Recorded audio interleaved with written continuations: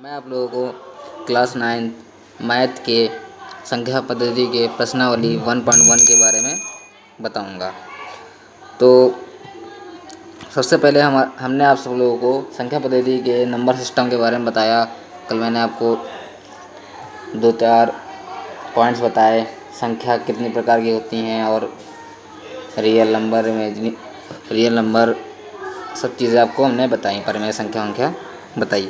तो आज मैं उसी की बेसिस पर 2-4 सवाल हैं, वो मैं आपको इस वीडियो के माध्यम से बताऊंगा। तो सबसे पहला प्रश्न है हमारा, क्या शून्य एक परिमेय संख्या है? क्या इसे P/Q के रूप में लिखा जा सकता है? तो उसका उत्तर देखिए, हमने दिया है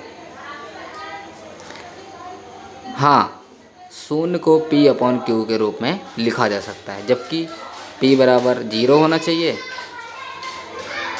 और Q बराबर 1 2 3, क्योंकि परिमेय संख्या की कंडीशन हमने कल क्या बताई थी आपको पिछली वीडियो में, Q हमारा 0 नहीं होना चाहिए। Q अगर हमारा 0 हो जाएगा तो वह परिमेय नहीं होगी। लेकिन यहाँ पर देखिए Q 1 2 3 है और P हमारा क्या हो गया 0, तो हमने 0 को क्या बना दिया परिमेय संख्या।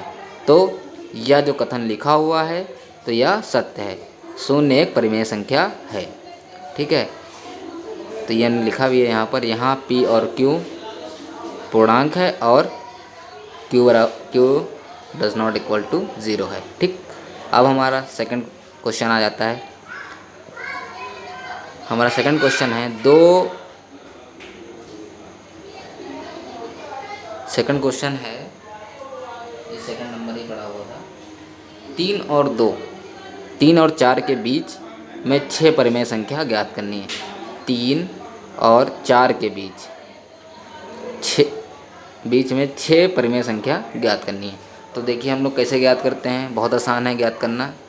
ठीक है, हम आपको 2 विधि से बताएंगे। इसमें 2 विधियां हैं, तो ये थोड़ी सी टफ है, लेकिन आप लोग को पता होना चाहिए, इसलिए हम आपको 2 विधि से बताते हैं। पहली विधि देख लीजिए। तो पहले हम लोग परिमेय संख्या ज्ञात करने के लिए बीच की संख्या ज्ञात करनी है। तो बीच की संख्या के लिए हम लोग पहले दोनों की बीच की संख्या को ज्ञात करेंगे। तो सबसे पहले देखें कि इसके बीच की संख्या क्या होगी। बीच की संख्या निकालने के लिए हम लोगों को दोनों संख्याओं को जोड़ करके 2 से भाग करना होता है। हमें किसी भी संख्या का बीच की संख्या अगर 1 पूछी गई हो तो निकालना बड़ा आसान होता है। दोनों संख्याओं को जोड़िए और 2 से भाग कर दीजिए। तो हमें लेकिन 6 संख्याएँ चाहिए, तो उसके लिए हम लोग आगे बात करते हैं। तो पहली परिमेय संख्या 3 + 4/2। तो 3 और 4 को जोड़ दिया तो कितना हो गया 7/2। जब 7 को 2 से भाग करेंगे तो 3.5। हमारी पहली परिमेय संख्या हम लोगों को प्राप्त हो गई। ठीक, फिर आ जाती है हमारी दूसरी परिमेय संख्या। दूसरी परिमेय संख्या क्या है 3 + 3.5/2। तो इसमें हमने 3 में जो ये बीच की संख्या आई थी इसमें जोड़ दिया। इन दोनों को जब जोड़ करके 2 से भाग करेंगे तो हमारी दूसरी परिमेय संख्या हमको प्राप्त हो जाएगी। ठीक है, अब इसी प्रकार पहले हमने 3 में जोड़ा जो ये संख्या आई थी, अब इसको हम 4 में जोड़ेंगे तो हमारी तीसरी परिमेय संख्या हमें प्राप्त हो जाएगी। तो हमने इसमें भी जोड़ दिया। अब इसको जोड़ने पर हमारा 7.5 आया, 2 से डिवाइड किया तो हमारा आंसर आया 3.75। ठीक है, तो ये हमारी तीसरी परिमेय संख्या भी हो गई। अब हम पहुंचते हैं अगले चौथी परिमेय संख्या पर। चौथी परिमेय संख्या में हम लोग क्या करेंगे, जो ऊपर दोनों आए थे हमारे बीच की संख्या, अब इन दोनों के बीच निकाल लेते हैं। तो इन दोनों को जोड़ करके 2 से भाग करेंगे तो इनके बीच की संख्या निकल आएगी। तो देखिए हमने किया भी है यहाँ पर, 3.5 + 3.25/2 को डिवाइड किया, ऐड किया पहले तो 6.75 आया, डिवाइड कर दिया 2 से तो हमारा आया 3.375। ठीक है, तो हमारी ये चौथी संख्या निकल आई। अब पांचवी संख्या देखिए, अभी मैंने इसका बहुत आसान दूसरी विधि बताई है, बहुत आसान है। ठीक है, तो आप लेकिन इसके बारे में थोड़ा बहुत पता होना चाहिए आप लोगों को। ठीक, तो पांचवी संख्या हमारी ये हो गई। पांचवी संख्या अब हमने इसी प्रकार जैसे ऊपर किया था हम लोगों ने, 3 में जो संख्या यहाँ पर आई तो इसको जोड़ लिया था। अब यहाँ पे क्या करेंगे, यहाँ पे जो संख्या आई है ये, इसमें 4 जोड़ेंगे। ठीक, पहले 3 जोड़ा, 3.5 जोड़ा, अब 4 जोड़ेंगे। चलिए जोड़ लेते हैं। जोड़ करके 2 से भाग किया तो हमारी ये संख्या प्राप्त हुई। अब आ जाते हैं छठी संख्या के लिए। तो आ गई हमारी छठी परिमेय संख्या। छठी परिमेय संख्या 3 + 3.25/2। तो इसको हम लोग भाग किए तो हमारा आया 3.125। तो हमारी ये छठी संख्या हमें प्राप्त हो गई। तो अतः 6 अभीष्ट परिमेय संख्या, अब 6 अभीष्ट परिमेय संख्या कौन कौन सी हो गई? ये हो गई, ये हो गई, ये हो गई, और ये हमारी 6 संख्याएँ हो गई। ठीक, अब दूसरी विधि देखिए कितनी आसान है। 3 और 4 के बीच संख्याएँ। तो सबसे आसान तरीका 3.1, 3.2, 3.3, ये यहाँ से लेकर के 0.9 तक आप इसको ऐसे लिख लीजिए। इसमें से कोई भी 6 संख्याएँ आप लिख सकते हैं, ये 3 और 4 के बीच में आती होंगी। ठीक है, अब हम लोग आ जाते हैं थर्ड क्वेश्चन। थर्ड क्वेश्चन में लिखा है 3/5 और 4/5 के बीच परिमेय संख्या निकालनी। तो बहुत आसान तरीका है, यह आप हमको निकाल करके हमारे व्हाट्सएप ग्रुप पर सेंड कर सकते हैं। तो इसको आपको स्वयं करना है, ना हो पाए तो आप हमें व्हाट्सएप पर कमेंट कर सकते हैं, हम आपको इसका सलूशन दे देंगे। और थोड़ी हिंट भी दे देता हूँ मैं इसको। जैसे 3.5 लिखा हुआ है तो 5 को 3 से डिवाइड कर दें।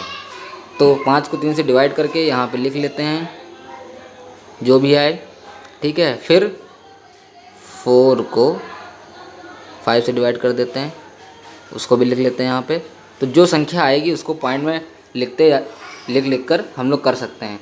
तो उसमें कोई दिक्कत की बात नहीं है, आप कर लीजिएगा। नहीं समझ में आएगा तो हम बताएंगे। हम इसमें आपको डिवाइड करके नहीं बता रहे हैं, वीडियो ज़्यादा लंबा हो जाता है तो प्रॉब्लम हो जाती है। तो क्वेश्चन नंबर 4 पे आते हैं। क्या निम्नलिखित कथन सत्य हैं? कारण से बताइए। तो पहला देखिए क्या कथन है। प्रत्येक प्रकृत संख्या एक पूर्ण संख्या होती है। देखते हैं होती है नहीं होती है। प्रत्येक पूर्णांक संख्या एक पूर्ण संख्या होती है। ये भी क्वेश्चन है, देखते हैं होती नहीं होती है। प्रत्येक परिमेय संख्या एक पूर्ण संख्या है। देखते हैं, सब बताएंगे आप लोग को बहुत अच्छे से। उत्तर नंबर 4, हाँ, प्रत्येक प्राकृतिक संख्या एक पूर्णांक संख्या होती है। जो भी प्राकृतिक संख्या होगी वो पूर्णांक होगी, क्योंकि हमने आप लोग को बताए थे प्राकृतिक संख्या कौन सी होती हैं। 1 2 3 4 5 1 2 3 4 5 हमारी पूर्ण संख्याएं होती हैं। तो जितनी प्राकृतिक संख्याएं होंगी वो क्या होंगी? पूर्ण होंगी। इसमें यही बताया गया है। अब हम लोग पहुंच जाते हैं सेकंड पर। सेकंड है, सेकंड कह रहा नहीं, इसको भी रख लेते हैं। क्वेश्चन था हमारा सेकंड। प्रत्येक पूर्णांक संख्या एक पूर्णांक संख्या होती है। अब देखिए, कोई भी पूर्णांक संख्या क्या पूर्ण संख्या होती है? नहीं, क्योंकि कोई ऋणात्मक पूर्णांक संख्या पूर्ण संख्याएं नहीं होती हैं। क्योंकि जब हमारी पूर्णांक की बात आती है, पूर्णांक हमारे इंटीजर्स होते हैं। हमने कल आपको बताया था पूर्णांक इंटीजर्स। तो ये वही संख्याएं हैं। इंटीजर्स में हमारे माइनस प्लस आ जाते हैं, तो माइनस जो होती हैं वो हमारी पूर्ण संख्या नहीं होती, इसलिए ये पूर्ण संख्या नहीं होगी। फिर थर्ड क्वेश्चन, थर्ड पे देख लेते हैं क्या है। प्रत्येक परिमेय संख्या एक पूर्ण संख्या होती है। अब देखिए, क्या सारी परिमेय संख्या होती हैं? देख लेते हैं। इसमें नहीं होती हैं, क्योंकि परिमेय संख्या को हम कैसे लिखते हैं? ये परिमेय संख्या को हम ऐसे लिखते हैं?